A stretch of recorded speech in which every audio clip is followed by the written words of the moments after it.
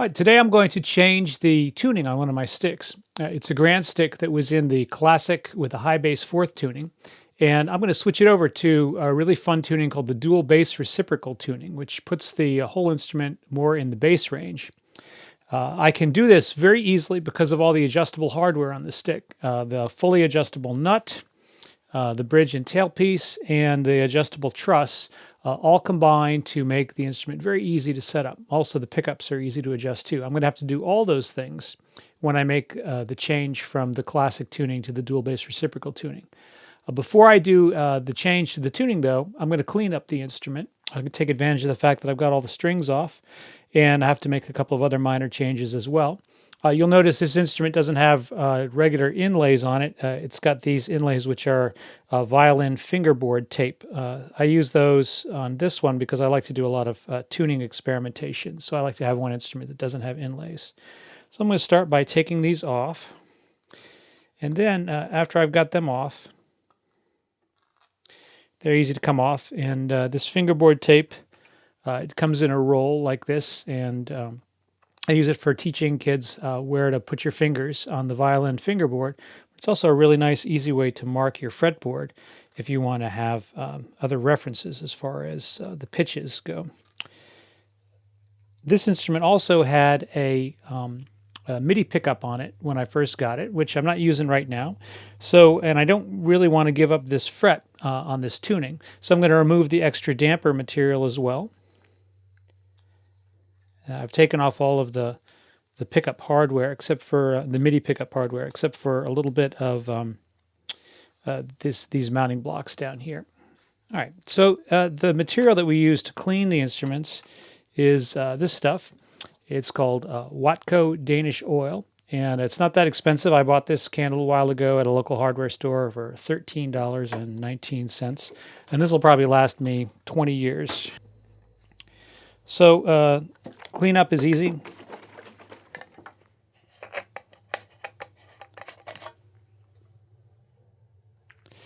Just apply with a lint-free cloth. A shop rag will do.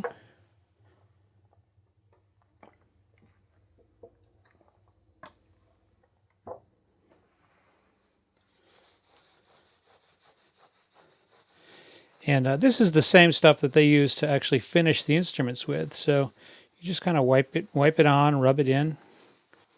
Usually when I change my strings, I don't change them all at once. I usually change them one at a time.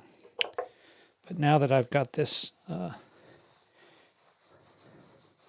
instrument freed up, I want to get in here and get out any grime I might have in between the frets. Don't forget this area down by the tailpiece, the sides.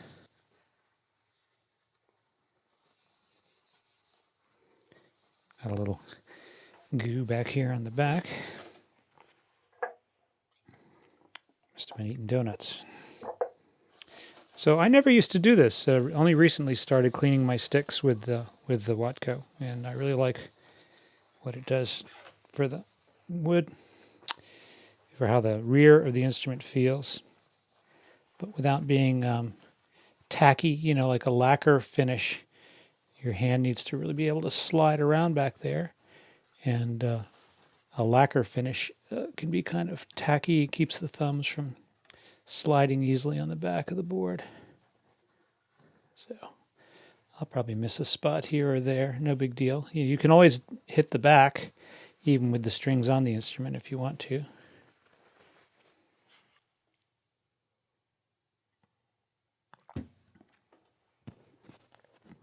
So now that I've got the board cleaned up, I want to put the markers down where the notes are going to be in the future, because I'd like to have my inlays correspond to pitches that I'm used to. Now on the dual bass reciprocal tuning, the bass side is a half step lower than it is on the regular classic tuning. So what I'm going to do is put these markers, instead of being at fret number 2, which would be here, I'm going to put them 1 fret higher, fret number 3.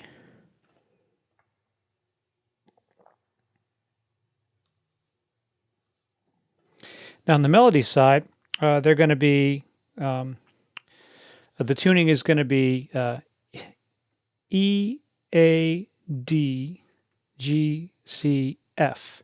So that F is sixth lower than the D normally, or a minor third higher. So if the note is a minor third higher, then I want the inlay to be a minor third lower. So instead of being at number 7, 1, 2, 3, 4, 5, 6, 7, I want it to be at number 4. So now I've got my new markers on, and the next thing I want to do is I want to alter the bridge to compensate for the intonation change that's going to be happening. The classic tuning, the strings were a lot thinner, and so the slide blocks for the intonation needed to be set much, much closer to the pickup than they are here. In this particular tuning, the lowest, what we would call the melody string normally, is actually a really low string. It's the E that you would have on bass guitar. So that's even lower than the second position bass string, which in this tuning is going to be an F sharp. So I want to move the slide block over. I know that in order for the intonation to be correct, I'm going to have to move this slide block down to at least be even, if not past, the second bass string, F sharp. And I'll fine-tune the intonation later, but for now I might as well set it up so that it's going to be at least approximate to what it needs to be ultimately. These strings are all lower than these higher bass strings are going to be. They're all going to need to be moved way out in order to have the correct intonation. So I'm going to slide all these back and just have a very slowly increasing, a slowly decreasing scale length, which I will fine-tune later.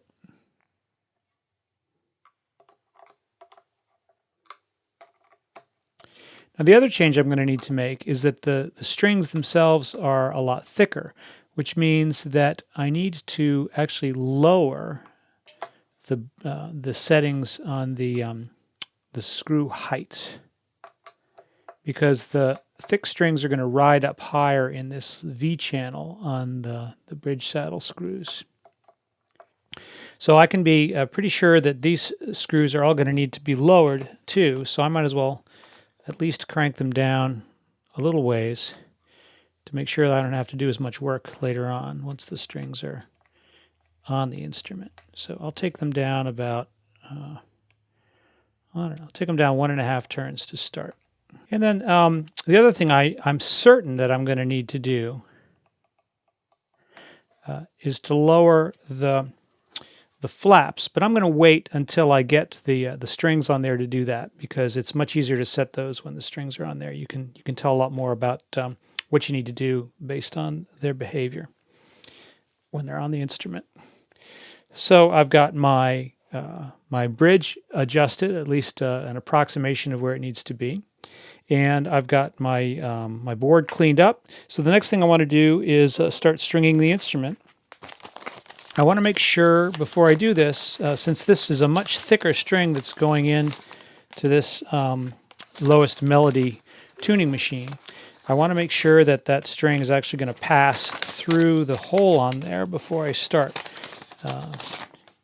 If it needs to be routed out a little bit, I can put a small drill bit in there, and I can drill this hole out to make it just a little bit bigger, but I don't think I'm going to have to do that. So let's see, this is string number 6, so it's going to fit nicely through that hole, so no problem. All right, so I've got the strings on. I've tuned them up more or less to pitch.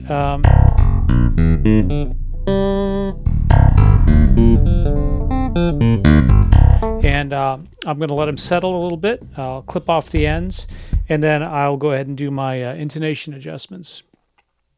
The inlays at this point are set so that the D that I would normally have, but an octave lower on the classic melody strings, right there. So that's an octave lower than the classic first string D, and then here's the D on the the bass strings that matches that. So you can see how the pitches are going to line up with the inlays. So I'll go ahead and clip the strings. I want to clip them not too close because I don't want the strings to slip back through the tuning machines. But I'll clip them off, and then we'll go ahead and set the intonation in a little bit.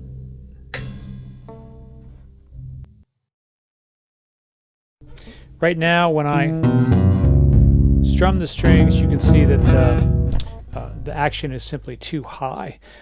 So what we want to do is to lower the flap. So these strings are thicker than the strings that were on the instrument before, and so we want to lower them down so that the damper starts to take effect. So right now the damper is not really doing very much.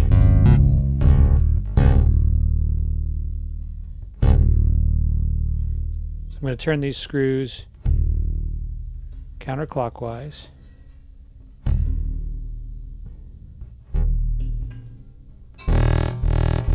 If I do too far, then you can hear that the string starts to bottom out on the fret. So I want to just do it just to the point where up here at the top, if I go up too high, then the strings really ring. Down too low, they start to fret out. So just to the point where the damper starts to take effect. And you can hear when I tap these strings, I want to get play out of the X fret. I want to be able to use that fret, so I don't want the action to be too low there. I want the strings to really speak there. Now, of course, the notes are out of tune because I haven't really set the intonation or even really tuned the instrument up. Looking down at the bridge now, what I want to notice, and I'll turn this around this way so you can see it in the camera. What I'm noticing about the bridge is that here, this string, because it's a stepped string, is pretty low down. And indeed, when I get up here, you can hear it kind of fretting out. So I'm going to need to raise that string up. And I think, looking carefully at these, this string here is going to need to come up in height a little bit as well. You can see how low that's riding. So generally, we want the underside of the strings to increase slightly from the bridge. From the lowest string to the highest string, the underside of the string should rise a little bit. So the lowest string on the underside is going to be a little bit higher. So let's go ahead and we'll raise these two screws up, and then we'll work on adjusting the pickup volumes. All right, so now that I have my my string height at the bridge set, I've got to adjust the balance between the strings across the instrument with the pickups. So these magnetic shims that Emmett has sent out are really helpful for correcting the balance across the pickup, especially between the second and third lowest strings on each string set. So if I put it in between these strings, I tend to get a really nice damping, very subtle damping effect on those, which makes the lower string out of each set come up a little bit.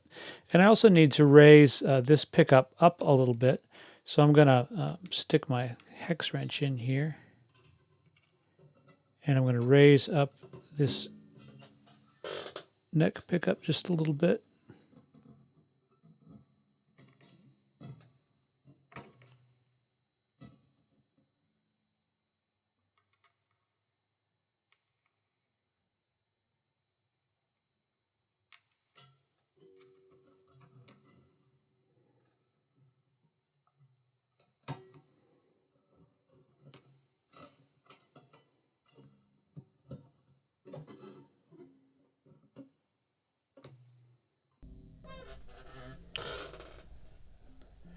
Okay, so let's see what kind of a sound that's going to give us here.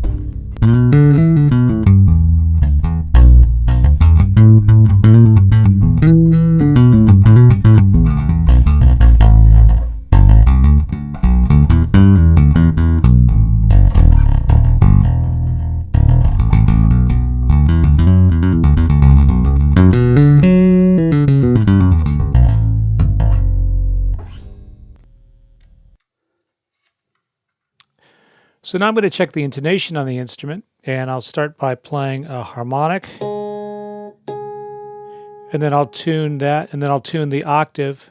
So in this case, it looks like it's a little bit flat. So that means I need to shorten the string a little bit. Same with string number 2.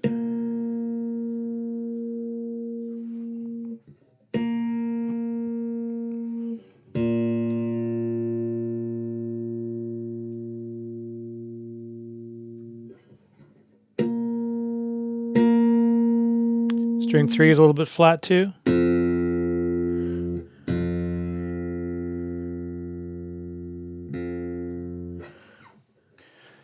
Well, let's see how it sounds.